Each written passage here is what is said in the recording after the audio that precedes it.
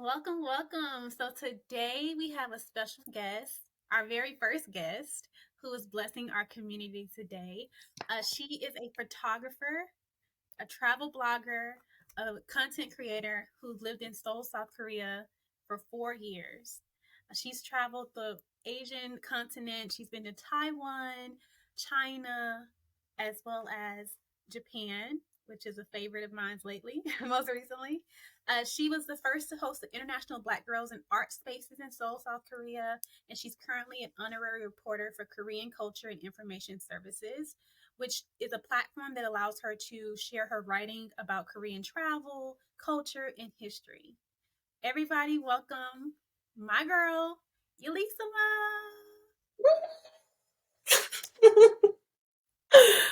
Hi. Long time no see. Yes, long time no see. Thank you so much for doing this. Thank you for letting me be a part of it, and I'm just honored to be the first guest. So thank you so much. No problem. So, of course, everyone wants to know about your journey in Korea and how you got there. I think it's important to kind of start in the beginning, which is your childhood, right? So, Mm. in your family, was it something common of you guys to travel, or was that something that you did throughout your time as a child? And Yeah. So as a kid, my family, we didn't do international travel. We did national travel. So, we always, I guess, kind of stayed in the South, in the East Coast. So I was originally born in Mississippi, but I wasn't raised there. And then it was a little bit too slow for my mom. So we ended up moving to Washington, D.C. And then after Washington, D.C., we moved to Hampton, Virginia. And from Hampton, Virginia, we moved to Houston, Texas. And then from Houston, Texas, we moved to Memphis, Tennessee. And then my mom was like, oh no, this isn't it. Let's go back to Houston.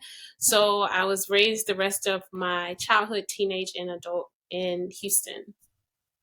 cool. So, do you think that you moving around so much kind of impacted your want or need to travel as an adult? Yes, I do. I feel like just the fact that me, my mom, my aunt, my cousin, we all moved around. And also as a child watching the Discovery Channel and the Travel Channel, that like expanded my horizon to outside of America. Right. Hmm. Cool. I think the same thing for me. Like, I actually grew up in the same home for like over 20 plus years. So when I was in elementary, I was in the same elementary school from like pre-K to fifth grade. And after I finished elementary, I just had this want to like go somewhere else. So I would actually like move schools and like on my own Wait, how do you? school, just so I can like get a different scenery. And I've noticed that that Mm, has kept, I've been able to like keep that same instinct to want to experience something new and different. So it's just interesting how our childhoods impact our need and yeah, I'm just curious. How did you move schools? Like, I know it's so funny.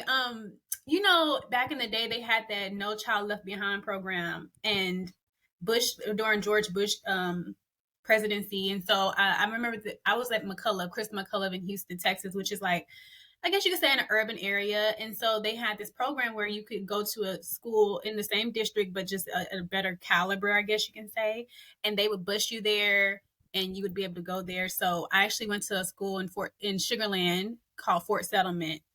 And I went there for maybe a semester. I didn't really like the vibe there because I was like three black kids out of like you're like, oh, millions this ain't of it. Yeah. people. And coming from a school where it was predominantly black and Hispanic, so it was just like a culture shock, I guess. Oh, And yeah. so yeah, so that was like my introduction to me, like giving my parents the brochure, like, "Hey, I want to do this," and luckily my parents were always supportive. Like, they're like, "Okay." Yeah. That is great. Like they supported you every year or as many times as you wanted to change school. That's good. They saw your vision and, helped you, shaped you into who Yeah. you are now. Yeah, I didn't think about it at the time, but yeah, I think so. So as far as like now, okay, we understand that you travel the nation and you've kind of had an idea of like moving place to place and you've taken a liking to it. What was like your introduction to wanting to travel outside the country, or how did Korea come into your life? So, I can remember like it was yesterday. We were in Memphis, Tennessee, and I was in the car with my mother, and she was driving me to school, and it just came in my head. I was like, I'm curious like what it would be like to live in another country. So I had to be like ninth grade. I was ninth grade, and I was like, one day I want to live in another country. And I kept thinking France, where I can paint and be an artist. And so, I had forgot about that dream. I said it and I forgot about it until in 2018. I had just finished the Nate Parker film camp. He hosted every year at Wiley College in Marshall, Texas. So I was like very inspired to be a filmmaker. And so I was always attracted to the Asian film industry. And so one day I was watching a Netflix film called Mother by this filmmaker named Bong Joon-ho. At the time, I had no idea who he was. I just saw the film and knew it was in Asia. And I didn't even know what Korea was or where it was. And so after watching that film, I was so moved by it. I said, oh my goodness, wherever this film was made and whoever this film director is, he's great. Not knowing that later on he was going to win an Oscar. Like I had no idea. I just saw the greatness in his previous work. And so I was so inspired by that film. I said, okay, I want to go to Korea and I want to do film there. That's where I want to learn filmmaking. Wow. And so, I guess AI, algorithm or whatever it was, picked it up. And so I started getting a lot of YouTube videos teaching Korea, life in Korea, Black in Korea. So I was watching all of them like every day. And so there was one girl I connected with. She was Black, and I could tell that she was Black. And I just watched her journey teaching in Korea. And I said, okay, well, how am I going to pay for housing, food, all this stuff? And I did all the research. And I found out that, the program I went through, which was Epic, they covered everything. You just had to pay the flight, but then they reimburse you for the flight. And I said, okay, cool. Like, this is my way to Korea. So I had applied. Actually, I had ended up applying at the last minute, had no idea. The process was so smooth. The interview process was smooth. Everything went by so fast. I ended up having to quit my job in the middle of the year. At the time, I was a pre-K teacher or pre-8 teacher. With KIPP, I had to quit that job because they're like, look, you got to be here in February and you got to book the ticket. And I was like, the ticket, $1,300 at the time, so much money. I was like, but I got to do it. So I ended up booking the ticket. I was scared. I was so scared to fly that far. But to be honest with you, like God showed me like, hey, I'm with you. And I mean, from there, it was smooth sailing. I didn't plan to stay in Korea for 4 years, but year one, I had such a great time because my goal was I want to go to Japan, I want to go to Kyoto, and I want to go to China to see my old college mates. Right. So, this was pre-pandemic, and I'm so glad I got to experience China and Japan before the pandemic. And that actually encouraged me to stay in Korea longer because, to be honest, you were there. Like, I just was not feeling Korea. I was like, this is not it. This is a culture shock, right? It was a culture shock. I'm like, this ain't, like I knew Japan because in America, we mostly know Chinese culture and Japanese culture. So that's that was my connection. And I got there and I mean, everyone was nice. And, it definitely matured me a lot. So yeah, after I think my third year of teaching, I got burnt out. I was just like, I'm doing the same redundant thing. There's no growth. Yeah. And I didn't come here to teach. I came to get into film.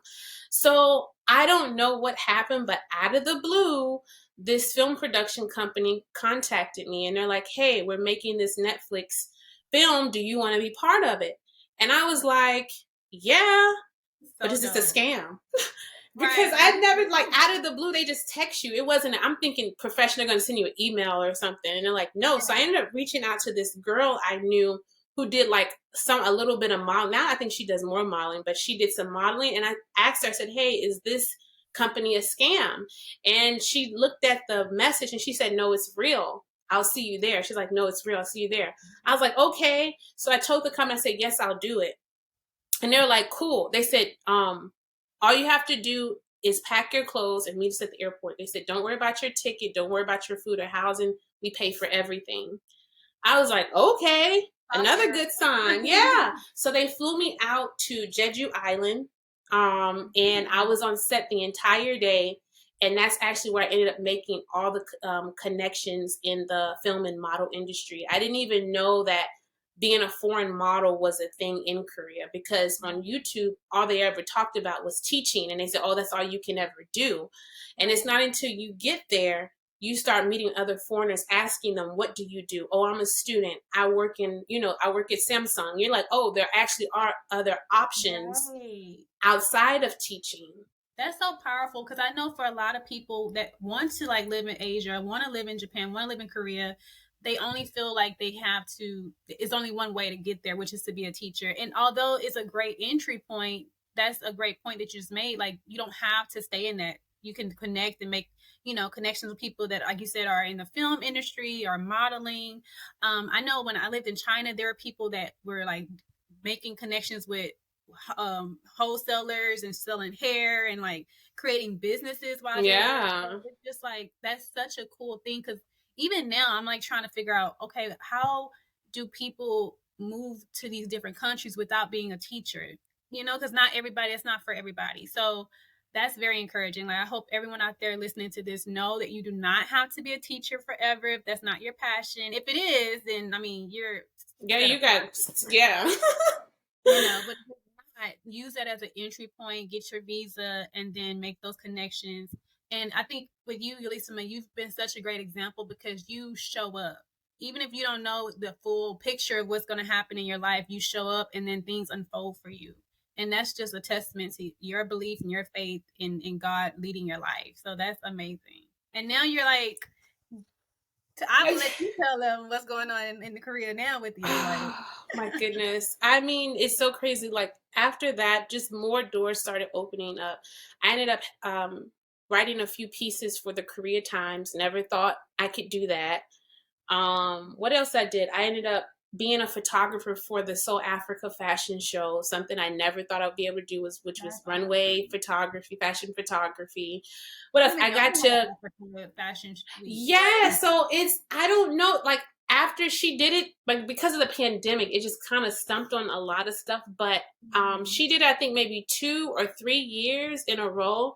And I don't know if I don't think she's still in Korea. I don't know if she'll bring it back. But of course, if she does, I will repost the flyer. But it was a great experience to meet like fashion designers. I got to meet people from Black people from all over the world, like places I didn't even think, like, oh, you like we live there. Right. So after that connection, what else did I do? I did that. I did the Netflix series. I did another Korean broadcast commercial. Oh, I got to work with some Korean travel or Korean tourism companies in Busan. And the best thing about it is that Korea, like, they want to market Korea and they want foreigners to come to visit. So Mhm. if you're a foreigner in Korea, sometimes a lot of these trips you think, oh man, she paid to go on that. And they're like, no, like they paid for me. They're like, you just show up.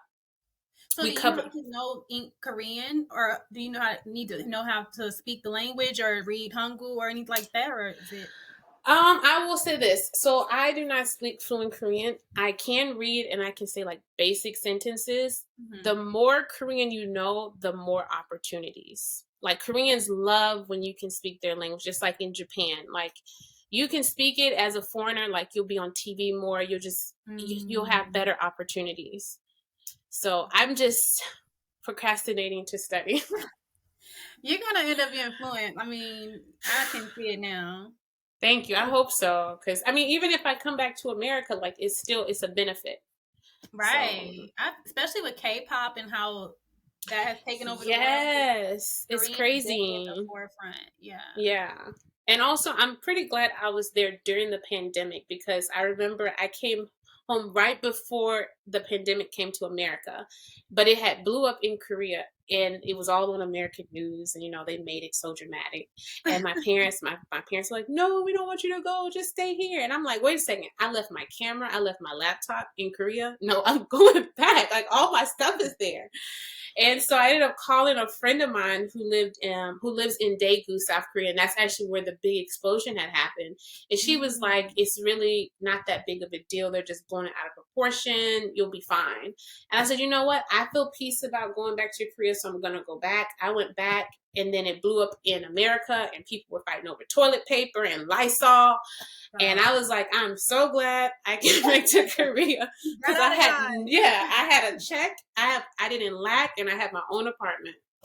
Yeah. And I feel like just watching the news coverage in Korea, it felt like you guys had it under control. Like, as far as like the lines, the testing. I mean, while we're over here just panicking and just. I was so glad I am not in that mess. But yeah, like I was just like, wow, Korea was prepared. And what I found out is what happened was during the SARS pandemic or epidemic that had happened in Asia, Korea didn't do well. So they said, okay, we cannot let another incident like this happen. We need to have a plan set in place. So when COVID came, like they had everything lined up. Yeah. And I mean, it was smooth. So kudos to Korea. Kudos to Korea. And if anything goes down, I want to be in Asia. Okay. Yes. For any sickness, any rare disease. But Vietnam had shut their border. Like, nope, shut down. Taiwan, they had closed their border, and they actually didn't have the virus there for a long time. People were still like walking around with no mask. So yeah. Really? Yeah, I mean, I give kudos to Korea for that. And I hope we learn from them going forward because, child, thank God we made it past the COVID. And then they just canceled it in Japan. They said COVID's canceled. Finally. I don't know why you cancel COVID, but listen. Yes. So no more tests with the PCR test. Just no more PCR tests. But people are still wearing their mask here. Like everyone. I feel odd when I don't wear a mask. So I'm. Do they stare at you like she doesn't have a mask? Yeah, they kind of look, but then it's like other locals. It's a few of them that don't wear it. So you kind of like the rare few that's like rebelling, I guess. But I'll just put it back on. I'm like, okay. I just want to blend in. But okay, so I know that you're going back to Korea, right? And for a lot of people out there, how was that process of like, because you're no longer teaching, so how did you get your visa? Because that's the big thing for any of us travelers out there wanting to live somewhere long term. We're always wondering how we're going to get our visa. So what was that process like for you? I can say now, like after the pandemic, a lot of the countries are wanting foreigners, wanting tourists to come and stay longer. So, specifically speaking for Korea, at the time, the only two visas I knew about, or the few visas I knew about, was the E2 visa, which was the teaching visa. You have the E6 visa, which was the model entertainment visa.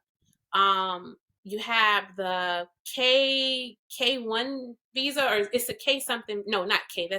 That's America spouse. But you had the F. Is a F something visa.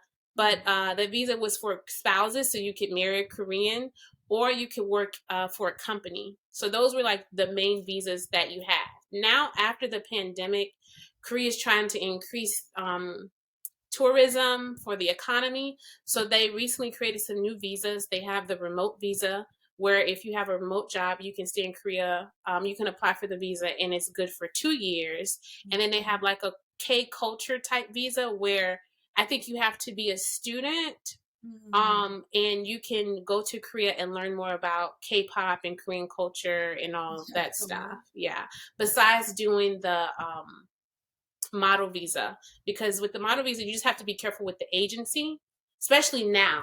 Back then, it was a little bit not easy, but less saturated. But now that Korean culture has become more popular, more foreigners are coming, it's more saturated. So you just have to be careful with the model agency. It is illegal to pay for the visa. So if the model agency says you have to pay for the visa, then that's a red flag there. I was able to sign with an agency where I didn't have to pay for the visa. I didn't want to because I didn't have to. Right. And the name of my agency is called Pix Entertainment, PIX Entertainment, and they're always looking for foreigners. You can find their Instagram page. Under that visa, I'll be able to do everything I went to Korea to do, which was like model, take pictures, anything creative or like in the culture sector, and I get paid for it. I'll be able to do it with that visa. There's also one more visa. Sorry, I just learned about this one. It's called like a startup business visa. And a Mm. lot of people don't know about that visa, but you can use that to start a business in Korea. And you have a lot of leeway with that visa. So if Hmm. you're interested. Okay. Make a little Hmm. note of that. Because I definitely want to know more about that one. Now, I know everyone has this question in their mind that they want to ask, and it's basically as a Black woman, traveling solo in a different country. What was your experience like, or what has your experience been like in Korea as a Black woman? Did you feel welcomed, or is that something that's kind of complex to break down? Um, I guess I will say this is my personal experience. It depends Right. on the region that you're in. Now, Oh, I was based in Seoul. I always lived in Seoul. I'm not a Seoul person.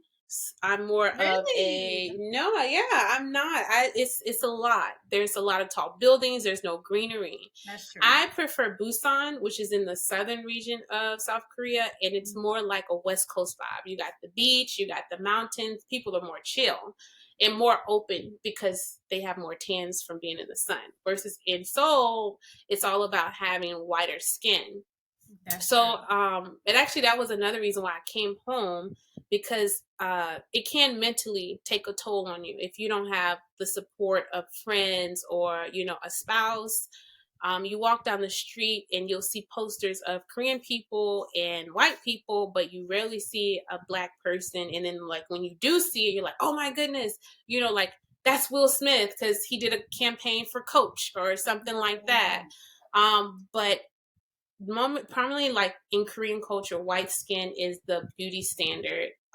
So the lighter you are, the more dates you'll probably get. I mean, it's not difficult to date, but you won't get that many. And if you do, maybe Mhm. they're weird people. So like the two or three, oh no, the two, I know a few Black girls who've gotten married, but the two that I know it was easy for them, they don't really look Black. Like, they're Black, but they're like Mm. that not at kinky curly hair, Ambiguous. yeah, Yeah. and very light skin. So, it was easy for them to date and marry Korean guys. But I Mm. also do know a few women, your skin color, my skin color, and they marry Korean guys as well. Mhm. But it's not as easy. Okay. But the parents, I think also depending on the school and the work wise. So I didn't have this experience, but I've heard the stories of, Black people or Black women going to a hagwon, which is the private after school, Mhm. to apply for a job, and the administration will say, "Oh, we can't hire you because you're Black. The Korean parents want a white teacher." And you may be like very qualified, got your master's in teaching. And then this white person may not even have a bachelor's degree or have a bachelor's degree, but not much teaching experience. And they'll get the job just because of the color of their skin. Yeah, that's very true. I mean, I remember being in China, and in China you get a reaction because you're Black, and it's not a bad reaction. It's more so they want to take pictures with you and all that. But I remember walking down the street with a white teacher, and the response that she got was like she was God. Like, it was a different level of response. I'm just like, what is Wow. that about? And I think that is like all throughout Asia. It's something about white people that they just glorify to a whole nother level. Um, Yeah. so yeah, I definitely agree with that. But do you feel as though with that experience being a Black woman in Asia is something, I guess, coming from America, is more palatable, or is what would you say to someone that lives in the States that feels like, well, we have racism here, I'm not going to go to another country and deal with racism there? When it comes to racism in America, to be honest with you, I would still go to Asia and deal with I'm not gonna say racism, but More prejudice. prejudice, yeah. Yeah, because it's a different level. It's prejudice, but I don't have to worry. And I mean, I may not get the job at that institution, but I can always go to another institution. I Hmm. know I'm safe. Right. Versus in America, like in Korea, I can walk down the street at night with headphones in my ear, 2 in the morning. No one bothers me. Hmm. I can leave my wallet or my purse somewhere, forget it. Like, oh, for example, go into the restroom, I can leave my laptop, wallet, all my important stuff right there on that coffee table. Go upstairs, walk to the restroom, come back down, and my stuff is still there. So I love the level of safety. I love that I have healthcare, affordable healthcare. Let me say that. Affordable, Yes, yes. I love that I don't have to drive anywhere. So that helps save me so much money. I love that if I get tired of Korea, I can take a weekend trip to Japan or Taiwan and then come back. I love that flexibility. So I Right. think you just have to weigh the pros and the cons for you. Like, maybe a Korean guy may not be interested in you, but I mean, there's so many other guys there. There's other foreigners there, and that's Mm-hmm. normally what end up happening in Korea. The foreigners end up just congregating together, and I know that's what ended up happening to me. Like after my 4 years of living in Korea, I can count on one hand how many Korean friends I have, and I still talk to. Yeah, because the Koreans normally like they'll hang out with you for the whole day, but in the day they're gonna like go back to their group. Their world. Yeah. Yeah. That's really interesting because I know, like in Korea, they have the military there, the military base, and I Yeah. remember they would be out in Hongdae, and you just Yes. them partying.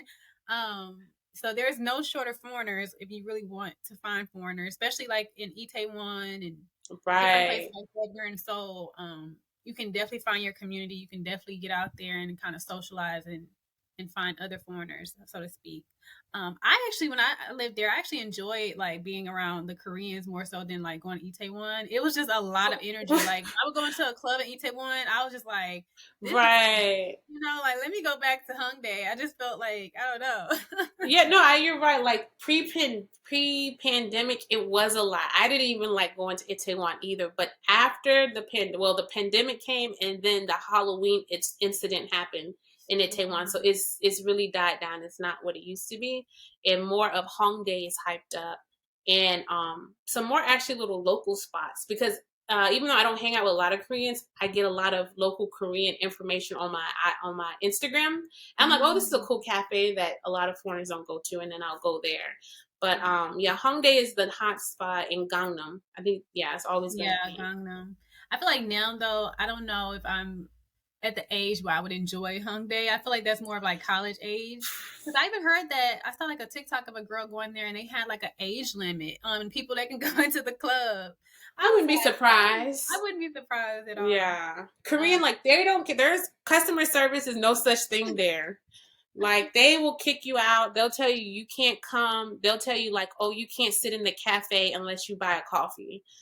So yeah. yeah, they're definitely direct. Um, so how long do you see yourself in Korea? Do you have like a timeline? Do you see yourself building a life there? Are you just kind of fluid with what's next? I'll say I'm fluid with what's next. I definitely don't plan to make Korea my home. It is like now my second home because I've Yeah. made so many friends there and connections, but I know at the end of the day it's not somewhere I can live long term. Just Mhm. mentally, I mean they're always gonna see me as a foreigner. So I'm not gonna be able to ever climb up the ladder and make as much money as I could living in America or Europe. But I mean, for now, Korea is just it's a country where it's good to get a start. Like if you're trying to get Right. experience in your field, and actually that's what a lot of my model friends do. I'll ask them like, "Oh, are you gonna stay here forever?" And they're like, "No, like we just come to Korea to get the experience, and then we move on somewhere else." Really? That's a good Mm, tidbit. Okay. So it's like a mm. soft landing for people. Yes, yes. Unless your spouse is Korean, then you're there. Yeah, then you're there. I follow what's her name? Megan Moon. She's Yes. yeah, we talked about her. She's a famous YouTuber that lives in Hmm. Korea. She started as a teacher and has been able to build an empire, so to speak. I mean, she has a skincare line, and her videos have Yeah. morphed into so many different eras. She has a huge following out there, She so loves Korea. she loves Korea. But I'm not gonna say this, but her skin color isn't like ours. So I know. I think about that all the time. And you know what's so funny? She just had two babies, and they're twins, and I can see their melanin. I can see like the blackness. yeah. Because for so many years, people challenged her in her blackness, and it's like seeing her babies. I'm like, okay, I can see it. Yeah. They got That's some tan possible. because grandpa is Grandpa, brown. Yeah. yeah, Grandpa's brown. And she's wearing her natural hair now. She used to not do that. She used to wear Yeah. the wigs, and Yeah. she So I definitely, like her yeah, in the yeah. curly hair. Yeah, she definitely started to kind of like acclimate and kind of like morph into Korean, and now she's kind of Mm. coming back into like you said, wearing her natural hair and things like that. So yeah, that's very funny. Um, But I believe you're definitely one of the important influencers out there. Like I watch your content on Instagram and your pictures and then like your photography, and I'm just always moved by it. And I'm like, people have to see this. So like, definitely let people know what you're doing next, how they can find you, because she is one to watch. Thank you so much. That means a lot to me because I'm like, oh, it's not that good. Like I'm looking at someone else, but I really appreciate you supporting me. Actually, we met at the apartment complex, and then we just stayed connected. And you were I like know. We should encouraging me to go. go to Korea. I remember I was so nervous, and you're like, "Girl, it was fine. I went to China, and I had such a great time." I was like, "Okay, well, she went. It should be the same." Yes, we actually met through her mom. Her mom Yes. lived at the apartment community. I worked as a Hmm. leasing agent there. And her mom is such a sweetheart. We just hit it off. And she was like, yeah, my daughter's going to think about going to Korea to teach. And I'm like, oh, I taught in China. And we connected and just like, that's been, what, over 5 years ago now. Yeah. And just kept Yeah, in we touch. stay Oh, connected. Yeah. yes. And And I to just, see like how you've grown. Like I always like commend like she's really great at traveling, but also like business and real estate. So I hope you do a like story on that. You I have to. will. I will. I will. But yes, how can the people find you? What you got? What do you have going on next that we can watch out Yes. for? So I go back to Korea hopefully this fall because my agency is like, "Hey, when are you coming back?" And I plan just to kind of like jump head into everything that I can do. I'm going to of course advertise my photography, engagement photos, birthday photos, whatever you kind of need photos to help my portfolio and also to help me with money because even though I'm with the model agency, you don't depend on them to send you every single job. Mm-hmm. So that is take note of that. But you can find me on my Instagram, which is my name at Yolissma, Yolissma. My YouTube is Yolissma. Everything is Yolissma. So you can Yes, just love type that. into Right Google. across the board. Yes. Keep it simple. So thank you so much. Yes. Before you leave, we have this thing where we have stamp our passport for the community. So stamp our passport is just to leave us with a piece of advice to the community of, what you would tell someone wanting to follow in your footsteps or do something similar of what you're doing. I love that. Oh my goodness. Yes, I love it. Okay, stamp your passport. My advice is that um, take more chances. Don't be Mm, afraid. Take more chances. If it doesn't work out, you can always regroup. right. Oh, that's a Mhm. good one. Thank you so much, Yolissma. You're Thank you for amazing. having me. Yes, you have to come back. Okay, anytime. Just hit me up on Instagram. I will. All right, then. Bye. Bye.